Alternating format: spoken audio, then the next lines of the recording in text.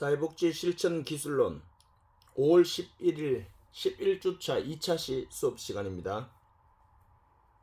우리 지난 시간에 우리가 여러가지 면을 살펴본 사회복지 실천 기법과 거기서 면접 기법 그리고 이제 의사소통에서 비언어적 의사소통까지 우리가 살펴보았습니다. 그래서 이번 시간에는 두 번째 언어적 의사소통에 대해서 살펴볼 텐데, 우리가 의사소통하는 방법에 있어서는 먼저 비언어적이 더 많이 차지한다라고 그 부분이 그렇게 일단 말씀을 드렸습니다. 그래서 이 비언어적 의사소통에서는 우리가 지난 시간에 배운 대로 지난 1차 시간에 이 표정과 그리고 시선 그리고 태도 및 자세, 그리고 우리가 일반적으로 더 많이 나오는 것이 말투와 또는 말억양, 또 이런 것들이 우리가 이 의사소통을 하는 데 있어서 굉장히 중요한 부분을 차지한다고 말씀을 드렸습니다. 그래서 조금씩 일종의 차이가 있을지는 모르겠지만 통상적으로 우리가 70에서 많게는 80%까지 이 비언어적 의사소통이 차지하는 비율이 매우 크다, 이렇게 여러분들이 이해를 하시고 있으면 될 것 같습니다. 자, 이제 오늘 그럼 두 번째 이 언어적 의사소통 살펴보도록 하겠습니다. 자, 물론 이 비언어적 의사소통 기법이, 다시 말하면은 비언어적 의사소통이 굉장히 중요한 부분을 차지하는 것은 맞지만, 이 사람은 이 짐승들은 소리만 내잖아요. 하지만 이 사람은 이 말을 할 수 있기 때문에 말과 소리를 같이 낼 수 있잖아요. 그렇기 때문에 결국에는 사람의 표정과 시선과 태도와 말투, 억양, 이런 것이 굉장히 어찌 보면은 대화를, 즉 소통을 이어가는 굉장히 중요한 역할을 차지하는 것도 맞지만, 결론적으로는 자신의 이 감정에 어찌 보면은 내면에 있는 그러한 말들을 우리가 언어를 통해서 말을 해야지만 또 이게 전달이 될 수 있기 때문에, 비록 비언어적 의사소통보다 이 양은 20-30% 정도밖에 하지 않는다고 말은 하지만 그 20-30%도 굉장히 중요한 의미다라고, 없어서는 안 되는 그런 매우 중요한 요인이라는 것을 알고 여러분들 보시면 될 것 같습니다. 자, 그래서 언어적 의사소통의 대표적인 기법은 첫 번째는 촉진 기법입니다.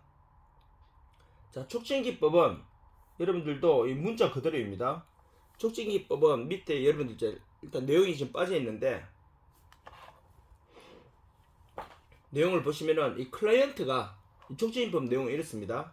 클라이언트가 적극적으로 말할 수 있도록 도와주는 기법이다, 이렇게 보시면 됩니다. 무언가를 촉진하는 거, 그거를 더 잘할 수 있도록, 굳이 말씀드리자면은 이 말을 타고 가는 이 마부가 말이 더 빨리 달리게 하기 위해서는 말에다가 채찍을 가거나, 아니면 뭐 채찍이라는 표현하니까 여기서는 좀 안 어울리지만 이 말에게 또 소리를 이렇게 박자를 맞춘 소리를 낸다거나, 이렇게 하면 마부가 어떤 신호를 보낸다는 걸 알기 때문에 더 빨리 막 달린단 말이에요. 그것처럼 이 촉진 기법은 클라이언트가 적극적으로 말할 수 있도록 도와주는 기법이다, 이렇게 여러분들 보시면 됩니다. 하지만 전제 조건은 바로 뭐냐면은, 클라이언트가 적극적으로 말할 수 있도록 도와주는 기법인데 이것을 필요 이상으로 너무 많이 하면은 오히려 역효과가 있다는 거, 그걸 잘 기억하시면 될 것 같습니다. 그래서 가장 대표적인 게 바로 뭐냐면은, 촉진 기법으로는 가장 대표적인 게 끄떡임. 우리가 상대방이 뭔가를 말을 할 때 그 가장 클라이막스 부분이 될 때마다 공감해주면서 고개를 끄덕거려주는 것, 또는 그에 맞는 적절한 질문을 하는 것, 뭐 이런 것들이 촉진 기법에 들어간다라고 이렇게 보시면 될 것 같습니다. 일단 그리고 나서 우리 선생님들이 또 가장 대표적인 게 이런 게 있잖아요. 예를 들어서 상대방이 뭔가를 말할 때, 저 사람이 내 말을 잘 들어주고 있구나, 그런 것을 알기 위해서는 우리가 상대방이 그렇군요, 이렇게 맞장구를 치면서 그에 맞는 반응을 해주는 것, 제스처를 취해주면서 같이 이 언어로서 좋았겠어요, 정말 그렇군요, 이런 식으로 그에 맞는 맞장구와 적절한 질문을 해주는 것이 촉진 기법. 즉 다시 말하면은 클라이언트로 하여금 이 내담 상담자가 내 말을 지금 현재 잘 경청하고 공감하고 있구나라고 그런 감정이 들 수 있도록 적극적으로 말할 수 있도록 도와주는 기법, 이것이 촉진 기법이다, 이렇게 일단 이해하시면 될 것 같고요. 자, 다음은요, 경청 기법입니다. 자, 경청 기법은 우리가 너무 잘 아는 이 의사소통이 가장 기본이다라고 보시면 되는데, 이것은 그냥 단순히 듣고 있는 것이 아니라 문자 그대로 상대방이 지금 어떤 감정과 어떤 지금 사고를 하고 있는지 그것을 적극적으로 우리가 캐치하는 그런 활동이다라고 보시면 됩니다. 그래서 가장 대표적인 방법이 되풀이 기법이 있습니다.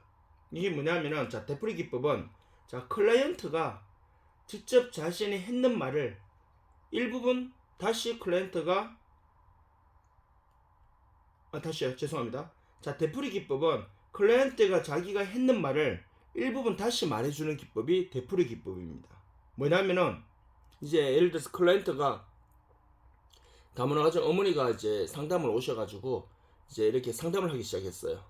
그러면서 이 다문화 가정 어머니가 처음부터 나는 이것이 고민이고요, 저것 때문에 힘들고요, 이렇게 보통 말 안 한단 말이에요. 보통에는 자신의 일상생활, 통상적으로 사람 본능적으로 자신의 치부를 드러내기 이전에는, 그 전에 먼저 뭘 하냐면은, 자신의 어찌 보면 자랑거리, 자신의 장점을 먼저 이야기하는 경우가 많단 말이에요. 그래서 이 다문화 가정 어머니 센터에 보면은 가끔씩 보면 이런 경우가 많단 말이에요. 다문화 가정 어머니들 중에 이 동남아시아나 서남아시아 쪽에서 오신 분들 같은 경우는 어찌 보면은 이 경제적인 어려움 때문에, 물론 이제 사랑을 전제로 해서 결혼하신 분들도 많지만, 어찌 보면 경제적인 그런 이유 때문에 그것이 하나의 어찌 보면 먼저 목표가 되었고, 그래서 사랑이 어찌 보면 그 다음 수단이 되어서 그렇게 해서 물론 행복하게 잘 사시는 분들도 많지만, 가끔씩 그래도 본국보다는 코리안 드림을 꿈꾸면서 오신 분들이 많단 말이에요. 자, 그래서 확인할 길이 없으니까 보통 이 다문화 가정 센터에 보면은 어머니들이, 내가 한국에 와서 지금 이렇게 조금 많은 어려움을 겪고 있지만, 그래서 지금 여기 상담을 받으러 왔지만, 내가 살던 우리 본국에는 집도 지금 한국보다 훨씬 더 좋고요, 그리고 친구들은 당연히 많겠지만 모든 생활 환경이 내가 살았던 그 고향이 지금 한국보다 훨씬 더 좋고 훨씬 더 생활 만족도가 높았다라고, 뭐 이런 식으로 이제 말하는 경우가 많단 말이에요. 자, 물론 이제 그 말을 우리가 상담자는 뭐 고지고대로 다 들을 필요는 없지만, 그렇다고 그 말을 할 때 거짓말 하지 마세요, 뭐 이런 식으로 할 수는 없단 말이에요. 그렇기 때문에 그럴 때는 이 상담가들은 그 말을 그냥 이제 쉽게 말하면은 이제 라포를 형성하기 위한 하나의 방법으로 일단 들어준단 말이에요.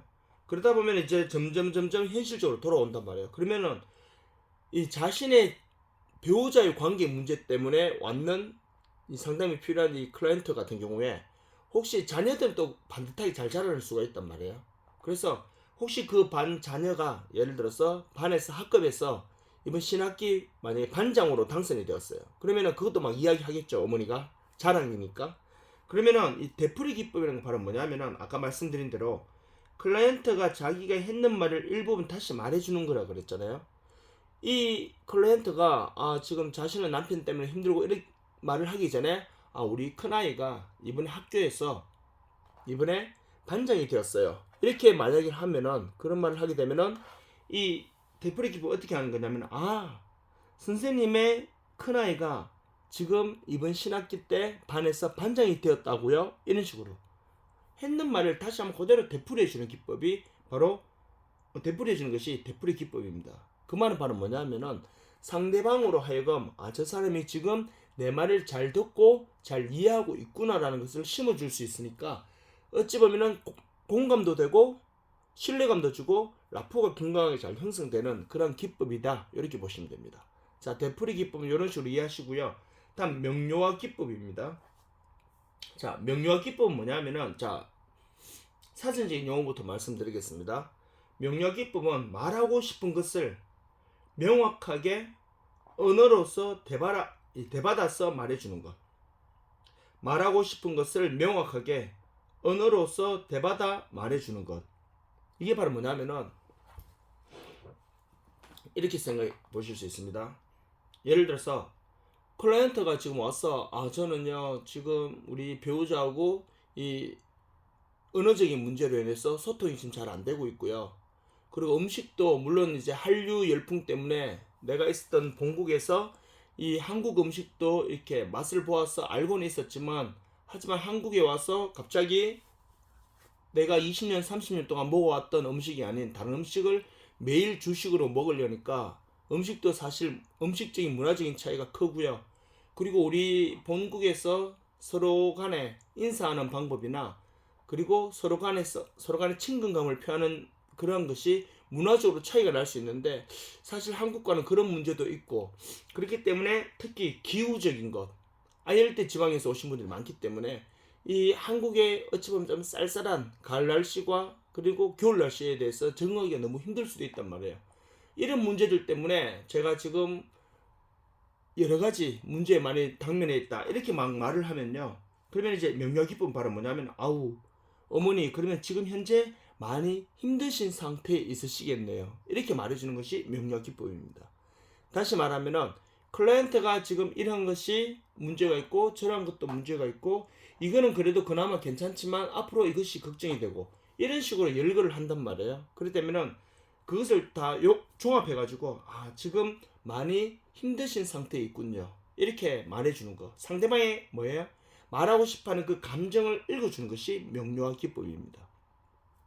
우리가 이런 것도 많잖아요. 꼭 다문화가지 어머니 아니더라도 우리 친구 간에도 우리 선생님들 지인관계 속에서도 왜 진짜 자기 입으로 막 나 지금 너무 힘들다 뭐 이렇게 말하는 사람들도 있지만 지금 이러한 문제도 있고 저러한 문제도 있고 이러한 문제도 있고 자 이런 상황이 되면 어떻게 합니까?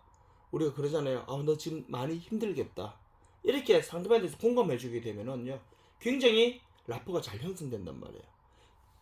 아마 선생님들한테 수업 시간 제가 사례를 말씀드린지 모르겠지만 예전에 저희 센터에서 이제 상담 수업을 받았던 어린이집 원장님이 계시는데 이 원장님이 하루에 몇 가지 일을 당한 거야. 뭐냐면은 이제 어린이집 이제 큰 어린이집이 아니어가지고 원장님이 직접 아이들을 하원 운행까지 하셨어요. 근데 그분이 남구인지 북구인지 남구인지 달서구 쪽 그쪽 분이셨는데 그쪽에 민간 어린이집 이제 연합회가 있잖아요. 그 연합회에서 이분이 또 이제 총무인지 뭐 그런 역할을 또 맡으셨나 봐요. 그래서 이분이 이제 애들 차량 운행을 하면서 그날 비도 조금 오고 날씨도 이제 어두워졌고 뭐 겨울이었겠죠. 그러니까 그런데 이분이 운전을 하다가 이제 운전하면서 문자를 하거나 이런 건 아닌데 신호 대기 중에 이제 그걸 한 거예요. 신호 대기하고 있는데 이제 뭐랄까 단체 문자를 보내야 되고 총무인지 뭐 그런 역할을 해야 되기 때문에 모임을 앞두고 그렇게 이제 하고 있는데 물론 이제 운전 중에 그것도 사실은 아이들을 태우고 하면 안 되는 거지만 뭐 또 그런 사정이 있었겠죠. 저 그래서 이 신호 대기 중에 당연히 이제 멈춘 상태에서 문자를 보내고 있는데 앞차가 이제 출발을 하는 거예요. 근데 그게 알고 보니까 신호가 밖에서 출발한 게 아니라 앞차가 그 앞차도 앞차에 간격이 있잖아요. 그래서 우리가 왜 신호 안 바뀌는데도 어떤 사람들 보면은 잠깐 진짜 뭐 한 20cm, 30cm 가려고 잠깐 살짝 브레이크 밟았다 살짝 앞에 갔다 바로 서는 사람들 있잖아요. 그 이 원장님 같은 경우는 문자를 보내고 있다가 갑자기 앞차가 살짝 출발하는 브레이크 등이 꺼지면서 출발하는 찰나에 자기도 출발을 하면서 브레이크 그 휴대폰을 놓고 바로 자기도 이제 브레이크에 발을 딱 떼니까 앞차가 갑자기 팍 섰는 거예요. 그러니까 거의 사고라고 하기 좀 애매한 부분이지만 그래도 앞차가 살짝 부딪혔어요. 뭐 차가 부서지거나 이런 건 전혀 없이 그냥 우리가 급정거했을 정도 수준. 근데 차는 차끼리 살짝 이제 부딪히게 된 거야. 그래서 내려서 보니까 차는 예를 들어서 뭐 앞차는 거의 뭐 기수도 거의 안 날 만큼 살짝 이렇게 대기만 했기 때문에 그래도 사고는 사고잖아요. 그리고요 아이들이 5살, 6살, 4살 이런 아이들은 차에 몇 명이 타가 있었단 말이에요. 그 얘들은요 당연히 집에 가서 뭐라고 할 것 같아요? 오늘 사고 났다 이렇게 말할 수 있잖아요. 그리고 애들은 당연히 차가 급정거를 하니까 막 우는 애도 있었고요. 그것 때문에 또 굉장히 힘들었던 거예요. 그래서 어린이집에 돌아왔어요. 그날 차에 타가 있었던 아이들에게 부모님들에게 전화를 다 해가지고 자초지종 설명 다 하고요. 그리고 앞차가요. 그때 아직도 기억나요. 앞차가 외제차였어요. 그래서 앞차에 대해서 또 이렇게 어차피 보험 접수는 해야 되잖아요. 그래서 앞차도 일단은 뭐 뒤에 차가 많이 밀리니까 빨리 사진만 찍고 이제 보험 접수해달라고 하고 그렇게 하고 헤어졌대요. 그래서 어린이집에 왔으니까 굉장히 또 그에 대한 스트레스가 많잖아요. 그리고 나서 그날 저녁에 이제 집에 가는데 지하 주차장에 차가 이제 댈 데가 없었나 봐요. 그래서 지상으로 올라오니까 지상에 이제 한 자리가 있어가지고 지상에서 이제 내리려고 이제 주차를 하고 내리는데 자기 이제 짐이 갖고 갈 게 좀 있었나 봐요. 그래서 아들 보고 좀 내려오라 했나 봐요. 그래서 아들이 이제 내려왔는데 쉽게 말하면 자기가 이제 운전석 문을 열었대요. 그런데 아들이 또 자기 반대편을 열어보니까 맞바람 쳐버리잖아요. 그러다 보니까 이 문이 갑자기 쾅 열리면서 옆차 또 문콕을 해버렸대요. 자, 그래서 또 그날 다시 또 뭐예요? 전화해가지고 문콕에 있는 그 사람들 내려오라 해가지고 상황 또 설명드리고 또 사진 찍고 또 보험회사 연락하고. 자, 이렇게 하루에 막 이런 사건이 막 발생하니까 자기가 완전 멘붕이 와버린 거야. 그때 이분이 이제 누군가 위로가 될까요? 막 굉장히 스트레스 받잖아요. 집에 그날 저녁에 가서도 밥도 안 먹고 싶고요. 그러고 나서 일단은 뭐 집 식구들은 그러고 뭐 제 식구들은 사고 하루 2번이나 났으니까 뭐 큰 사고는 아니지만, 그래서 저녁에 밥도 못 먹고 그냥 밤새도록 그냥 신경 쓰다가 아침에 출근을 했대요. 출근을 했을 때 다른 이제 선생님들은 어제 사고 나셨다면서 뭐 다 그렇게 하는데 그게 위로가 자기한테는 잘 안 되는 거예요. 그런데 나이 많으신 주방 선생님이 이 원장님한테 오더니 그냥 아무 말도 안 하고 그냥 안아주면서 등을 톡톡톡톡 두드려 주더래요. 자, 그러자 이 원장 선생님 뭐냐 하면은 자신에게 그동안 있었던 모든 것들이 다 녹아내리듯이 다 위로가 된다고 하더라고요. 자, 그처럼요, 아까 제가 말씀드린 것처럼 우리가 클라이언트가 지금 굉장히 지금 괴롭고 굉장히 힘들고 굉장히 지금 난간에 있는 그런 상황일 때 그것을 전체적인 감정을 다 모아서 명확하게 하나 이렇게 말해주는 거, 이것이 바로 명료한 기법. 이렇게 여러분들이 이해하시면 될 것 같아요. 자, 그리고요 이제 밑에 보시면 요약기법인데, 요약기법도 사실 위에는 되풀이 기법하고 좀 차이가 있지만 명료한 기법하고는 또 큰 차이는 없거든요. 하지만 또 학문적인 내용이니까 굳이 말씀드리자면은, 자, 일단 사전적인 용어부터 말씀드릴게요. 요약기법은 말한 내용에, 즉 클라이언트가 말했는 내용에 인과관계를 생각하여 그것을 해석한 다음 다시 되받아 주는 것, 이것이 요약기법입니다. 클라이언트가 말한 내용에 인과관계를 생각하여 그것을 해석한 다음 다시 되받아 주는 것, 이것이 요약기법이다, 이렇게 보시면 됩니다. 자, 예를 들어서 뭐 인과관계라는 거는 우리 선생님 저한테 지금 조사론도 같이 배우고 계시기 때문에 인과관계 이 개념적인 사전적인 요인은 이미 잘 알고 계실 거예요, 아마. 그래서 다른 게 아니라 우리가 뭐 한국에 오신 뭐 다문화 가정 어머니께서 한국 생활 적응이 지금 많이 힘들다, 이렇게 말을 좀 추상적으로 하실 수 있잖아요. 그럴 때는 어머니께서 아직 한국 언어에 대해서 어쩌면 정식 루트를 통해서 배우신 게 아니기 때문에 지금 이 언어 문제나 또는 아마 어머니께서 한국에 오셔가지고 이제 주식이, 즉 음식이 다 바뀌었기 때문에 그렇다고 본국의 음식을 계속 드실 수 있는 상황도 안 되잖아요. 그래서 언어 문제나 또는 이 식생활, 음식 문화 문제 때문에 지금 현재 한국 생활에 적응하시는데 많이 힘드시겠어요. 이렇게 한국 생활 적응이 뭐가 됩니까? 우리 조사론 배운 대로 하면 종속 변수 결과가 되잖아요.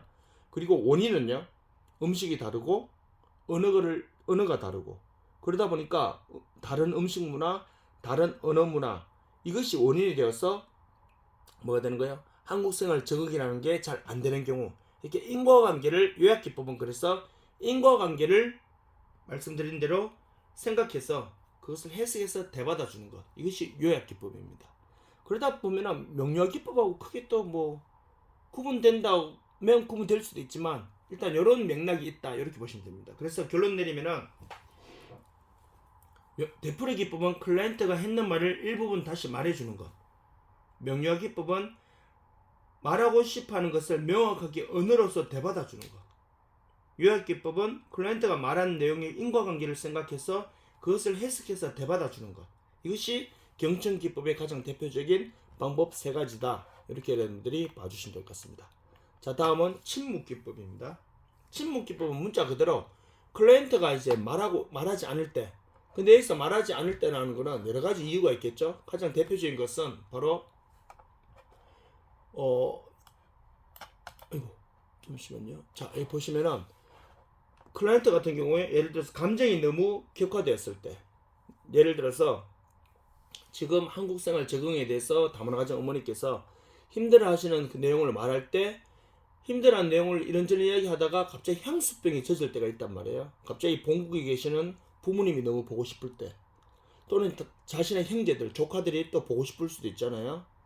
사실 한국에서조차도 멀리 떨어져 있으면은, 한동안 멀리 떨어져 있으면은 부모님이 보고 싶을 수 있잖아요. 특히 지금 이 수업을 들으시는 우리 선생님들 중에는 지금이야 뭐 워낙 교통수단도 잘 발달되어 있고, 그리고 뭐 미디어 이런 이제 통신 매체가 너무 잘 발달되어 있어서 멀리 떨어져 있어도 화상 전화를 한다거나 또 이렇게 쉽게 다 이렇게 될 수 있지만, 이 수업을 듣고 계신 우리 이제 성인 학습자 선생님들 중에는 예전에, 그러니까 참 이제 몇십 년 전에 20대에 결혼을 하시고 시댁으로 오셔서 명절이라고, 물론 이제 명절 때도 친정 가시는 경우도 많이 있었겠지만, 때로는 우리나라 옛날 전통사에서는 여성분들이 명절이라고 또는 이제 부모님의 생신이라고 꼬박꼬박 친정을 다 갈 수 있는 시대가 아닌 시대도 있었을 거예요, 분명히요.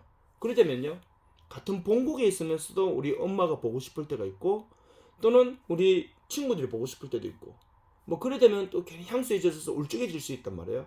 하물며 다른 나라로 이렇게 국제 결혼하신 분들 같은 경우는 그런 향수병이 한번 젖어들게 되면 이게 굉장히 우울증으로까지 갈 수도 있대요. 그렇기 때문에 여러 가지 이유로 지금 상담 과정에서 본국에 계시는 부모님이, 어머니가 너무 보고 싶다는 그런 감정이 들어가지고 클라이언트가 잠시 침묵을 하고 있을 때, 그때 어떻게 해야 될까요? 그때는 클라이언트가 스스로 다시 말할 때까지 조금 조용히 기다려주는 것, 이것이 침묵 기법입니다. 그런데 클라이언트가 잠시 말을 멈추었다고 해서 빨리 촉진 기법을 사용해서 다시 빨리 말하게끔 그렇게 해버리면 오히려 상대방이 불쾌감을 느낄 수 있겠죠. 그런데 침묵이 너무 길게 해지면 어떻게 될까요? 침묵이 너무 길어지면요, 침묵이 너무 길어지게 되면 그것도 상담에 방해가 될 수 있기 때문에, 침묵이 길어졌을 때는 클라이언트로 하여금 빨리 감정을 어느 정도 조절해서, 왜냐 클라이언트조차도, 본인조차도 어찌 보면은 자신이 조금 감정이 올라와서 울컥해서 말을 잠깐 멈추었대, 일정 시간이 지나면 감정이 조절이 된단 말이에요. 다시 말하려 하니까 자기도 좀 뻘쭘해질 수 있단 말이에요. 그럴 때, 그런 클라이막스가 왔을 때 이제 이 상담가가 다시 말을 이어줄 수 있도록 질문을 한다거나, 아까 말씀드린 것처럼 되풀이 기법을 한다거나 명료화 기법을 한다거나 또는 그런 촉진 기법을 쓴다거나 뭐 그런 것들을 통해서 다시 이어주는 역할을 해주는 것, 이것이 굉장히 중요하다 보시면 됩니다. 침묵 기법은 말 그대로 클라이언트가 잠시 어떤 이유에 의해서 말을 잠시 멈췄을 때 잠시 기다려주는 것, 그러다가 일정 시간이 지났을 때 다시 그것을 이어주는 것, 그렇게 일단 이해하시면 됩니다. 자, 질문 기법. 질문 기법은 클라이언트를 돕기 위해서 여러 가지를 물어보는 겁니다. 그래야지만 정보를 얻을 수 있고, 그리고 때로는 클라이언트가 한 번씩 어떻게 돼요? 그쵸? 이 주제와 벗어난 대화를 할 수도 있잖아요. 우리가 뭐 쉽게 우리 표현들 하면은 대화를 하다 갑자기 뭐 삼천포로 빠진다는 표현이 맞나요? 뭐 여러 가지 대화하다 보면, 여러 사람 또 하다 보면은 우리가 배가 또 산으로 가는 경우 있죠. 주제를 잃어버리고. 그것처럼 우리가 때로는 이제 클라이언트 같은 경우는 상담을 하다 보면은 때로는 자신에게 뭐 또 재밌는 이야기나 자신에게 어찌 보면은 꼭 하고 싶은 이야기를 하다 보면은 진짜 이 클라이언트가 내담자로 이 기관에 와서 상담을 받기 위해서 왔는, 어찌 보면 그 주제에서 벗어나는 경우도 있단 말이에요. 그럴 때 이 질문을 통해서, 질문 기법을 통해서 클라이언트를 돕기 위해서 이렇게 어긋나고 있는 대화를 바로잡기 위해서도 질문 기법을 쓰고요. 하지만 더 큰 이유는 클라이언트에게 있어서 뭐요? 이 필요한 정보를 얻기 위해서 하는 거. 그래서 어세스먼트 단계라 보시면 되겠죠. 질문하는 기법은 개방적 질문과 폐쇄적 질문이 있습니다. 자, 개방적 질문은 이렇게 생각하시면 됩니다. 우리 조사로 이제 뒤에 부분 가면 다시 배우겠지만, 개방적 질문은 주관식 질문입니다. 폐쇄적 질문은 객관식 질문입니다. 이렇게 이해하시면 금방 쉽게 이해하실 수 있습니다. 예를 들어서 다문화 가정 어머니께 개방적 질문으로 이렇게 물어보시면 되겠죠. 만약에 지금 어머니께서 제일 힘든 점이 무엇일까요? 라고 이걸 개방적 질문을 물으면요, 그냥 주관식으로 어머니 지금 한국에 오셔가지고 제일 힘든 게 뭐예요? 이렇게 물으면은 어머니가 어떻게 대답할까요? 언어적인 차이 때문에 서로 소통하는데 너무 힘들다, 이렇게 말하는 사람들이 있을 수 있고, 또는요, 음식 문제 때문에 내가 음식을 사실 모든 음식 잘 먹는, 우리 본국에 있을 때도 음식 뭐 우리 표현대로 하면 입이 짧다 그러죠.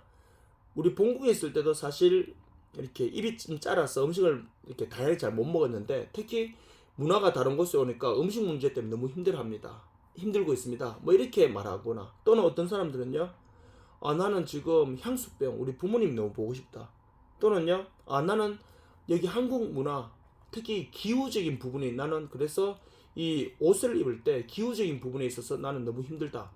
굉장히 다양한 답이 나올 수 있겠죠. 그래서 개방적 질문은 주관식 질문을 묻기 때문에 어찌 보면은 다양한 내가 생각하지도 못한, 즉 상담가가 생각하지도 못했던 그러한 다양한 답을 얻을 수 있다는 장점도 있지만, 너무 다양한 답들이 나와버리면 나중에 통계적으로 이렇게 조합하기에 또 너무 힘들다라는 단점도 있습니다. 자, 그럼 폐쇄적 질문은 뭐냐면은 객관식 질문을 했잖아요. 이거는 자, 어머니께서 지금 한국에 오셔서 힘든 점이 무엇이 있을까요? 1번 언어적인 문제, 2번 음식 문제, 3번 기후 문제. 이렇게 하면은 100명한테 상담을 하더라도요, 답은 한 1, 2, 3번으로 주니까 답은 3개 안에서 다 끝납니다. 그러면요, 통계를 내거나 분류하는 데 있어서 빨리 굉장히 간편하게 할 수 있습니다. 하지만 단점은 내가 제시한 객관식 1, 2, 3 안에서만 대답해야 되기 때문에 클라이언트가 직접 말하고 싶었던 다른 내용들이나 또는 이 상담가가 생각하지 못했던 다른 어떠한 정보는 가져갈 수가 없다라는 그러한 이제 단점이 있을 수 있다, 이렇게 보시면 됩니다. 그래서 질문 기법에서는 개방적 질문과 폐쇄적 질문을 우리가 연구 주제와 성격에 따라서 적절하게 우리가 고려해서 같이 혼합으로 쓰는 경우도 많이 있다, 이렇게 여러분들이 봐주시면 될 것 같습니다. 자, 여기까지가 우리가 했던 이제 전체적인 내용에서 사회복지 실천의 개관 및 방법에서 사회복지 실천 기법과 과정에 대해서 우리가 전체적으로 살펴보았습니다. 자, 이제 조금만 더 살펴보도록 하겠습니다. 다음 슬라이드 우리가 사회복지 이제 실천 모델인데, 자, 실천 모델 우리 앞에 뭐지?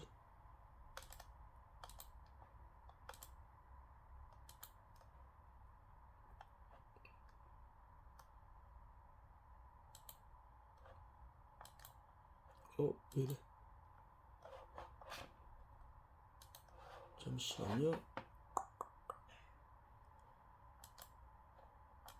컴퓨터 왜 이러지?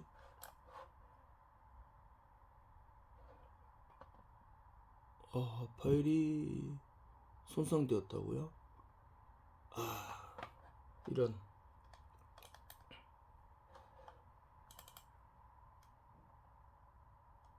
이거는 이 파일은 열렸는데